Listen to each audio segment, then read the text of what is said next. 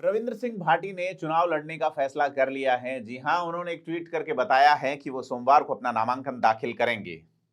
खंगार सिंह सोढ़ा, जिनका टिकट कटा है, उनको भी वहां से कहा जा रहा है कि वो भी निर्दलीय नामांकन भरेंगे। एक दिन पहले उनका वीडियो आया था जिसमें उन्होंने साफा उतारते हुए कहा कि मेरी पगड़ी जनता के चरणों में है, वो चुनाव लड़ेंगे निर्दलीय। एक और प्रत्याशी जालम सिंह रावड़ोत वहां निर्दलीय लड़ने की बात कह चुके हैं, लेकिन चूंकि वो 2013 में भी बागी हुए थे, बैठ गए, लगता नहीं कि जालम सिंह रावड़ोत यहाँ पे अपनी राजनीति पे फुल स्टॉप लगाएंगे। सिर्फ एक ऐसी सीट है जिसमें हमने कल डिटेल में बात की थी, राजपूत और मुसलमानों के बीच में सीधी सी टक्कर होती है। 5 बार विधायक हैं वहां अमीन खान, राजस्थान में कांग्रेस में सबसे बुजुर्ग विधायक हैं अमीन खान। मुस्लिमों की उपेक्षा को लेकर लगातार बोलते रहे हैं अमीन खान। ये कहते रहे हैं कि मुसलमानों में साले मोहम्मद को कब्रों वाला विभाग दिया गया है, जायदा को पाठ्य पुस्तक मंडल, मुसलमानों का दोनों से काम नहीं पड़ता। ऐसे में कांग्रेस के खिलाफ बड़ा मुखर रहे हैं। ये वही अमीन खान है जिनका 2011 के अंदर इस्तीफा करवा के उनसे राष्ट्रपति वाले मामले में, जिसपे हम जिक्र कर चुके एक दिन पहले के वीडियो में, तो वहां पर रविंद्र सिंह भाटी का बागी होना, रविंद्र सिंह भाटी का निर्दलीय लड़ना किसका नुकसान करेगा? क्या रविंद्र सिंह भाटी चुनाव जीत सकते हैं?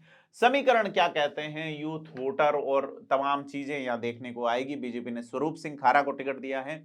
स्वरूप सिंह खारा बीजेपी के जिलाध्यक्ष हैं और कहा जा रहा है कि तमाम तरह के जो प्रत्याशी रहे हैं वो ये कह रहे थे कि रविंद्र सिंह भाटी के अलावा किसी को दे दिया जाए, ऐसी डिमांड आई, लेकिन ऐसी बात आई, लेकिन लगता नहीं है। जिस तरह से ये प्रत्याशी नाराज हो रहे हैं, सारे बागी होने की बात कह रहे हैं, 3 प्रत्याशी बागी हो रहे हैं जो बीजेपी से टिकट मांग रहे हैं, तो ऐसे में इस बात पे भी विराम लगता है कि भी रविंद्र के अलावा किसी को दिया जाए।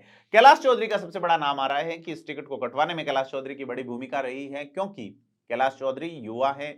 बीजेपी को एक क्षत्रप चाहिए था, खास करके बाड़मेर में, तो उन्होंने कैलाश चौधरी को सेट करने के लिए लोकसभा चुनाव भी जितवाया और उन्हें मंत्री का पद भी दिया। कैलाश चौधरी नहीं चाहते, गजेंद्र सिंह शेखावत भी नहीं चाहते कि एक और इस तरह का आजाद परिंदे वाला ख्याल वाला व्यक्ति जो है वो एक अनुशासित कही जाने वाली पार्टी, बीजेपी अपने आप को अनुशासित का ज्यादा क्लेम करती है, हालांकि जिस तरह से बगावतें हो रही हैं उससे कई तरह के मायने निकलते हैं।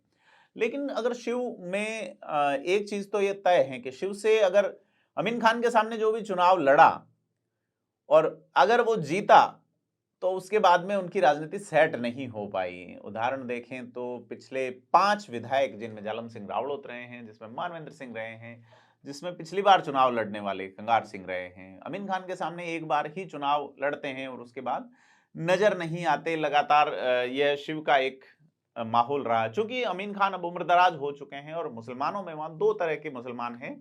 इन दोनों तरह के मुसलमानों में अगर किसी तरह का मामला बनता है कि वहां एक और मुसलमान प्रत्याशी जो कि खड़ा होने की बात कर रहे हैं वो खड़े होते हैं, या आरएलपी कोई दांव खेलती है, एआईएमआईएम दांव खेलती है, तो शिव के समीकरण अलग बनते हैं। लेकिन फिलहाल समीकरणों में जो सबसे बड़ा, उस ठहरे हुए पानी में कंकर सबसे बड़ा किसी का पड़ा है तो वो रविंद्र सिंह भाटी है। रविंद्र सिंह भाटी की फैन फॉलोइंग, रविंद्र सिंह भाटी का अंदाज, रविंद्र सिंह भाटी का एग्रेसिवनेस। रविंद्र सिंह भाटी ये कहते हुए राजनीति में वहां पे कि शिव में बिल्कुल डेवलपमेंट नहीं हुआ, बिल्कुल भी डेवलपमेंट नहीं हुआ और वो वहां पे विकास करेंगे, फिर वो बीजेपी में चले गए।